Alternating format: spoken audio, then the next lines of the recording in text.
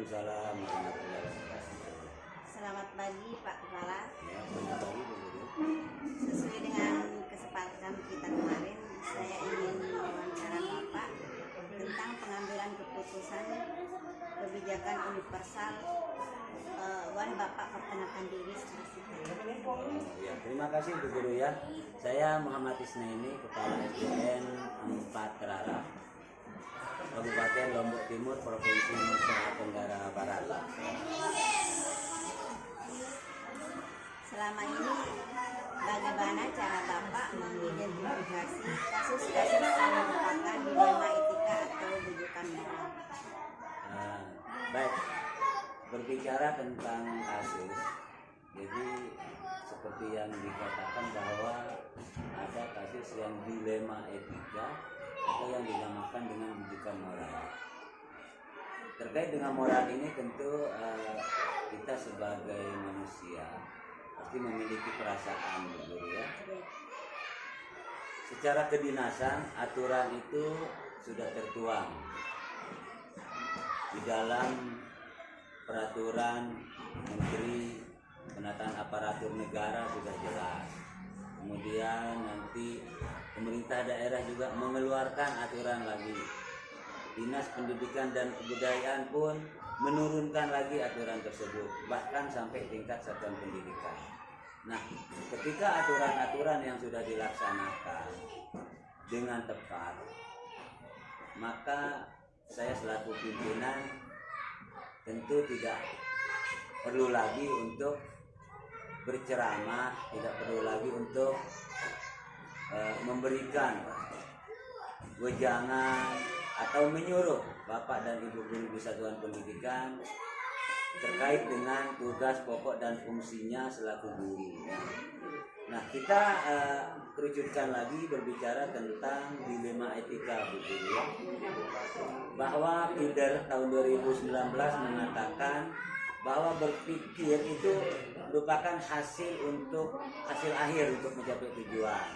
Kemudian ada kita berpikir untuk peraturan. Kepala sekolah itu ada yang berpikir tentang rasa peduli. Nah, dari ketiga apa yang dikatakan oleh PIDER ini, saya mencoba menerapkannya. Terkait dengan aturan, saya membuat aturan sesuai dengan Kementerian Aparatur Negara. Kita tetapkan. Bahkan ada aturan yang dibuat oleh BKPSDM Kabupaten. Itu kita pajangkan. Ketika itu sudah dibaca, maka saya yakin personal yang ada sudah tahu tugas dan fungsinya sebagai seorang guru, ya. Kapan harus datang, kapan harus mengajar, kapan harus pulang. Apa yang harus disiapkan oleh seorang guru. Tidak hanya dia mengajar, ada administrasi dan sebagainya. Nah, itu tidak perlu lagi kita berbicara karena ini kaitannya dengan etika moral sekarang.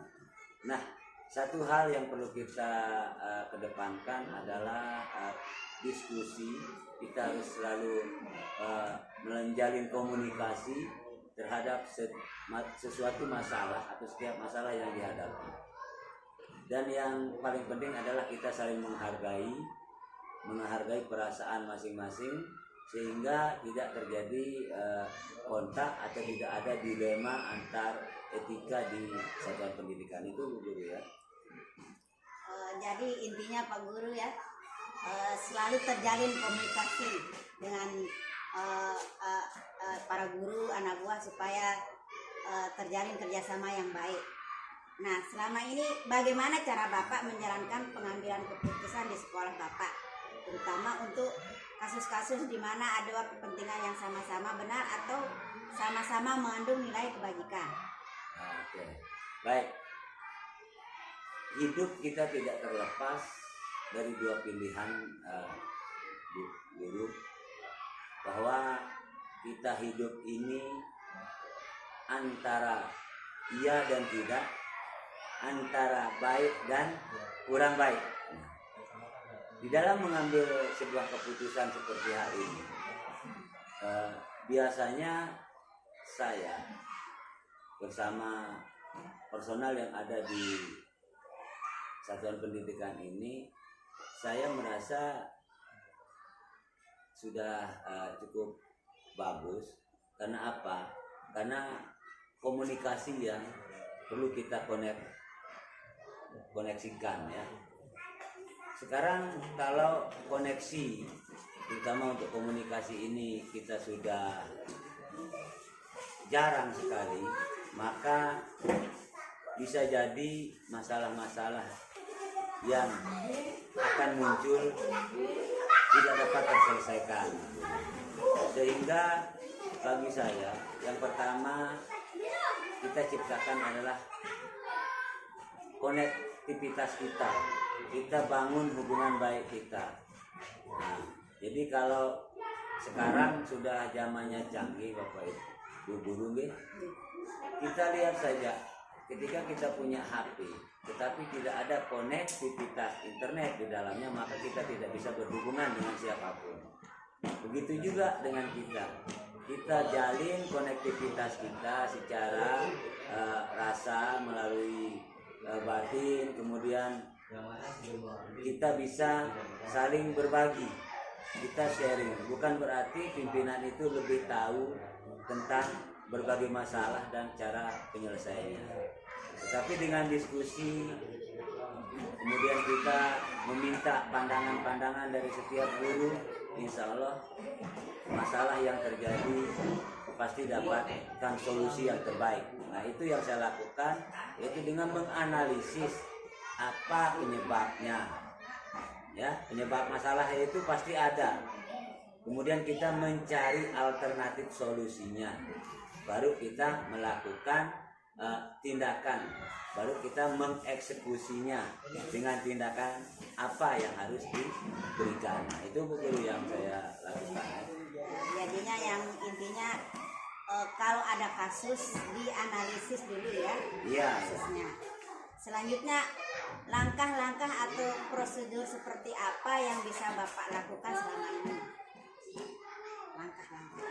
Ya, jadi langkah dari penyelesaian masalah itu banyak cara, Bu Guru, banyak.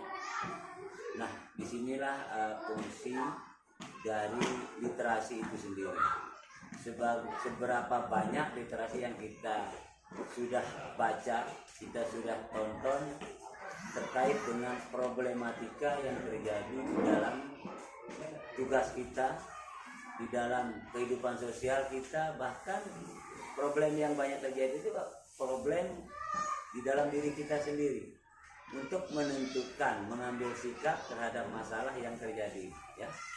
Nah, yang pertama ketika ada masalah, tentu saya akan berkomunikasi dengan siapa yang bermasalah. Mengapa? Karena kita tidak bisa mencari informasi dari hanya seorang, tetapi harus dari berbagai pihak. Menganalisis masalah itu terjadi karena apa?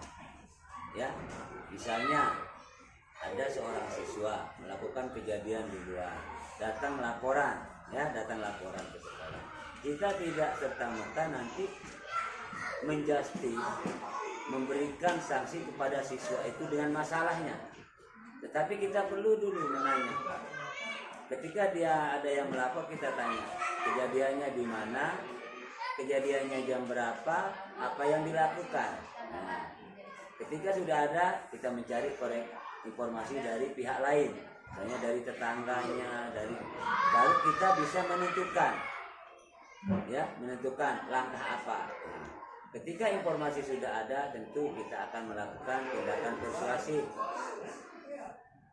menggali informasi dari kedua belah pihak, sudah memanggil kemudian pihak yang bermasalah untuk menemukan solusi yang terbaik sebelum kita melakukan tindakan kepada yang bermasalah. Nah, itu yang saya lakukan. Jadinya kita harus tidak satu pihak saja kita panggil, harus kedua belah pihak dipertemukan, berdiskusi. Nah, hal-hal apa saja yang selama ini merupakan tantangan dalam pengambilan keputusan pada kasus-kasus dilema etika. Baik, Bu Guru. Jadi tantangan ataupun hambatan yang terjadi di satuan pendidikan itu ya terkait dengan personality, terutama tupoksi, ya, tugas pokok dan fungsi kita sebagai seorang guru. Walaupun guru itu seorang ASN, tapi berbeda tentu dengan ASN yang lain. Karena guru ini akan bertemu dengan makhluk hidup dan membina, dituntut untuk dituntut untuk mencapai tujuan, bahwa pada akhirnya nanti lulusan di satuan pendidikan ini menjadi manusia yang memiliki profil pelajar Pancasila sekarang, ya. Nah, terkait dengan hal ini saya tidak bisa menekan terlalu keras terhadap setiap personal. Karena apa? Setiap personal saya yakin sudah membaca peraturan tentang pegawai negeri, peraturan dari pemerintah daerah tentang guru dan sebagainya. Dan kasus-kasus yang terjadi dengan etika moral seperti ini tentu saya lebih serahkan kepada individu, ya. Bagaimanapun saya harus berjuang untuk membuat disiplin. Ketika saya tidak disiplin, tentu itu sesuatu yang mustahil, ya. Nah, ketika kita mau teman-teman di sekolah ini disiplin, saya selaku pimpinan itu harus terlebih dahulu disiplin. Di kelas pun demikian. Kalau mau melihat murid kita datangnya disiplin lebih pagi, tidak mungkin gurunya akan datang paling belakang, tidak mungkin. Nah, itu hal-hal yang sederhana yang terkait dengan dilema etika ini, terkait dengan moral. Dan hal ini tentu kalau kita mau jujur, kita mau menerapkan aturan yang sebenarnya sesuai dengan aturan dari kementerian, dari pemerintah, dari dinas, tentu tidak ada yang akan bisa mendapatkan nilai dengan predikat cukup pun tidak. Tetapi semua ini saya abaikan dengan prinsip bahwa di dalam berpikir itu saya menggunakan rasa peduli, ya. Ada teman yang terlambat, sudah masuk muridnya, dia datang, saya berpikir positif. Karena dia pakai motor, mungkin ban motornya kempes, mungkin bensinnya habis sehingga membutuhkan. Nah, hal-hal seperti inilah yang selalu saya komparasikan dalam kehidupan nyata dengan apa yang terjadi di dalam perasaan saya. Jujur, dalam perasaan selalu berdebat, apa itu diberikan sanksi atau tidak. Nah, disinilah fungsi kita sebagai seorang pimpinan, bagaimana bisa mengakomodir setiap tantangan itu bisa diminimalisir, kemudian dilakukan dengan persuasif, kita komunikasikan dengan baik, dan kita lakukan kolaborasi. Dan satu tindakan saya yakin bisa merubah mental personal yang ingin berubah. Dan itu dimulai dari diri, ya. Ketika mereka tidak ingin berubah, siapapun, bahkan sampai Tuhan Yang Maha Kuasa pun tidak akan merubah kita. Itu intinya. Intinya kita bisa berubah dari diri kita sendiri. Iya, harus dari diri kita. Selanjutnya, apakah Bapak memiliki sebuah tata kelola atau jadwal tertentu dalam sebuah penyelesaian kasus dilema etika? Apakah Bapak langsung menyelesaikan di tempat atau memiliki sebuah jadwal untuk menyelesaikannya? Itu atau prosedur seperti apa yang Bapak jalankan? Secara implisit, memang sampai saat ini kita tidak memiliki jadwal yang terukur untuk hal ini. Tetapi kalau melihat dari administrasi yang ada, inilah peran pimpinan. Ada yang namanya peran pembinaan di bidang BK, ya, jadi bimbingan dan konseling.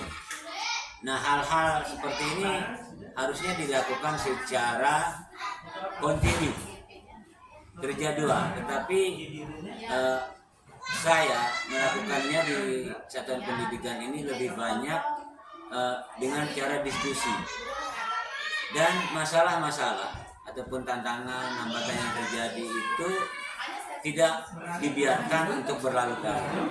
Ketika ada satu isu tantangan, satu isu kejadian, maka harus segera kita komunikasikan dengan semua warga sekolah, terutama GTK yang ada di sini. Nah, jadi secara implisit sampai saat ini saya belum membuat jadwal untuk bimbingan dan konseling terkait dengan problema atau masalah dari setiap personal ataupun masalah yang terjadi dengan siswa. Tetapi kita sudah mulai melakukannya sejak saya di sini. Banyak masalah yang timbul dan setiap masalah itu bisa terselesaikan. Semua itu dengan melalui musyawarah, melalui diskusi yang baik, pendekatan persuasif yang baik, kemudian kita lakukan kolaborasi untuk menyelesaikan masalah dan mengambil tindakan. Nah, itu yang saya lakukan. Jadinya setiap permasalahan langsung diselesaikan, Pak, ya? Ya, jadi kita tidak boleh membiarkan ketika ada masalah untuk ditunda. Apapun yang sedang kita lakukan ketika ada masalah, maka mari kita selesaikan dengan mencari akar masalahnya. Kita analisis, kemudian kita lakukan alternatif apa untuk menyelesaikannya. Selanjutnya, adakah seseorang atau faktor-faktor apa yang selama ini mempermudah atau membantu Bapak dalam pengambilan keputusan dalam kasus-kasus dilema etika? Setiap masalah memiliki akar yang berbeda. Demikian juga dengan solusi. Nah, selama ini alhamdulillah saya belum mencari ahli ataupun penegak hukum untuk menyelesaikan masalah. Karena masalah yang terjadi di sekolah ini, di satuan pendidikan ini, selalu kita diskusikan bersama, selalu kita mencari solusi untuk penyelesaiannya. Jadi intinya bahwa tidak ada masalah yang tidak terselesaikan jika dilakukan dengan cara diskusi, dengan cara musyawarah, dan dilakukan dengan rasa peduli atau care based, ya, care based thinking. Jadi care based thinking itu yang sangat dibutuhkan sehingga kita bisa saling menghargai satu sama lainnya. Itu saja, Bu. Pertanyaan terakhir, dari semua hal yang telah disampaikan, pelajaran apa yang dapat Bapak petik dari pengalaman Bapak mengambil keputusan dilema etika? Nah, keputusan tentang dilema etika ini adalah sebuah keputusan yang boleh dikatakan terkait dengan moralitas kita sebagai insan pendidikan. Untuk itu, satu hal yang saya lakukan adalah pertama, menjalin komunikasi yang baik dengan siapapun, terutama di sekolah ini, dengan teman-teman guru, dengan murid, dengan wali murid, bahkan dengan warga lain yang ada di sekitar sekolah. Tidak cepat mengambil keputusan terhadap sesuatu masalah, tetapi kita melakukan analisis, mencari akar masalah, sehingga kita dapat menentukan alternatif atau solusi untuk menyelesaikan masalah tersebut. Dan yang terakhir saya ingin katakan bahwa marilah kita senantiasa melakukan refleksi terhadap diri kita, bahwa apa yang terjadi di dalam diri kita ini belum tentu terjadi di orang lain. ya. Kemudian apa yang baik bagi diri kita belum tentu baik bagi orang lain. Mari kita refleksi diri kita, jangan kita menjustis keputusan terhadap orang lain itu begitu cepat. Orang lain itu tidak baik, orang lain itu begini begitu. Jadi marilah kita senantiasa melakukan refleksi diri dan tetap positive thinking terhadap siapapun yang dan apapun yang mereka lakukan. Itu saja Bu Guru.